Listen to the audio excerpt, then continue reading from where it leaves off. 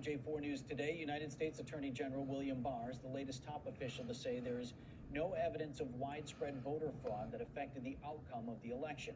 This comes after President Trump filed a lawsuit over election results in Wisconsin. That suit is asking for hundreds of thousands of ballots from Milwaukee and Dane counties to be thrown out.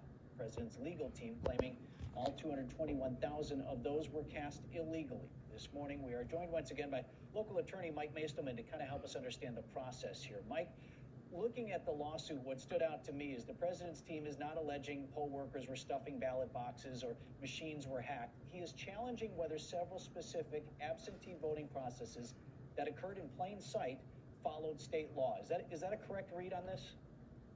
That is correct. I mean, what you're hearing in the media, what they're saying is they're calling it fraud and illegality. But when it comes into court, they're not arguing fraud. They're arguing other excuses, trying to throw either 250,000 to 1 million Wisconsin votes out. Just unprecedented. So, Mike, I don't know if you're a betting man, but I'm going to ask you to be a betting man now that this is being asked of the state Supreme Court. What is your take or feel as to whether the Supreme Court will take this lawsuit up? Well, you know, they do have an elite strike force of lawyers, led by Rudy Giuliani. So I don't know if I want to wager money against them. But if I look at their track record throughout the rest of the country, and knowing the law, I think that the chances are unlikely, as in zero, that the Wisconsin Supreme Court, which is an elected body, will throw out 250,000 to 1 million votes, including some of their own colleagues' votes on the court. This is something that would happen in a banana republic or in Russia or in North Korea, not in America. Mike, given the challenges that you see the campaign waging, do you see something in the future where the legislature may at least re-examine the process of how we vote early? Whether or not, one of the things they're saying is if you showed up to vote in person, absentee, you should have filled out a written request or whatever. You see the possibility that there may be legislative action to simply clarify that process?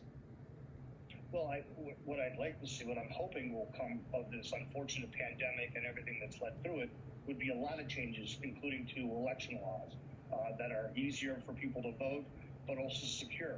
So I wouldn't be surprised if there is legislation proposed to try to tinker with to make it more clear and to fill in some of the gaps. Let's remind everybody that the laws put into place that the Trump campaign is currently challenging was done by Republicans, by the Republicans on the state elections board, or the elections commission. It used to be the elections board.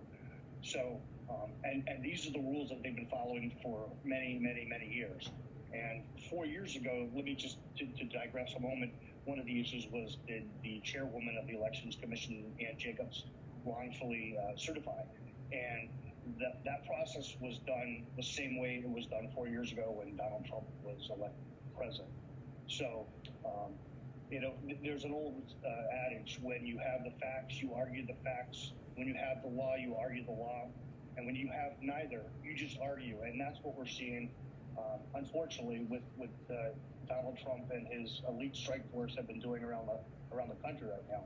And it really is cutting away at our democracy, and it's really a shame. And there you go.